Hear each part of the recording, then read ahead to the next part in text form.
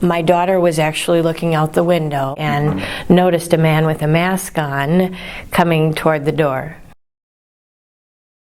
And we called 911, and it took a long time for the police to get there in this incident. And we were completely unprepared for a situation like this, so we didn't have a plan. We were thinking, not hardly thinking actually, you know, when you're afraid, and we were very afraid. I don't think I've ever been that afraid in my life. We were pretty much very, very vulnerable. And we locked ourselves in the bathroom just so there would be more time for us to get the police there. All we had in the bathroom with us was a can of hairspray. That was going to be our defense. The masked man never got in, nor though did the police get there in time to apprehend him or even see him. And it left us feeling extremely vulnerable. I felt overwhelmed. I was dizzy. I couldn't hardly see at all.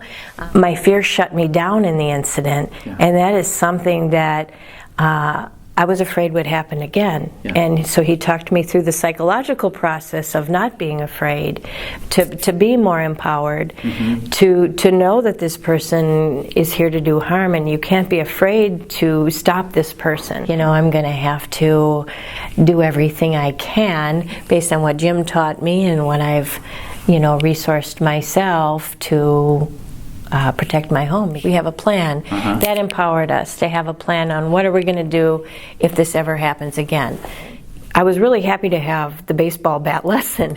That would be something I could do. And he psychologically framed it so that I would not see myself as a victim, but as a person that could stand up to this person that meant harm. The other thing he mentioned was talking with my neighbors and having a plan where I could give them a call and have them look out the window, and just having a general culture of people I could trust nearby, a network. Yeah, he knows what he's doing, and he's got the right mindset. I think it's about mindset, and you know that's what validated the idea to me. Otherwise, I wouldn't have probably reached out to a stranger at that point in my life, because I felt vulnerable already.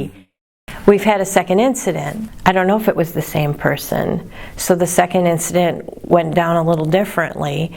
I saw a car go by about 4 o'clock in the afternoon when my kids were playing basketball outside.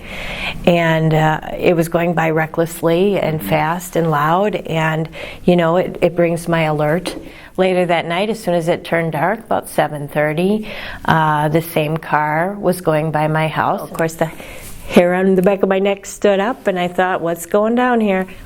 All of a sudden, before the car was completely by, somebody came out of the corner of my property running toward my front door. I was too scared to even speak the first time. But the second time I said, what are you doing? Who are you? What do you want? I said it 3 times loud. And anyway, I said, it's go time, kids. It's go time. It wasn't a drill, and they noticed that very quickly. So my son called 911 right away. And my son was empowered, much better than the first time when he was frozen. Anyway, again, the cops arrived too late. The people were gone. There was no sign of them anywhere. You got to have a plan. We have to be able to protect ourselves. So then I go back to Jim's messages to me of we have to stand our ground sometimes.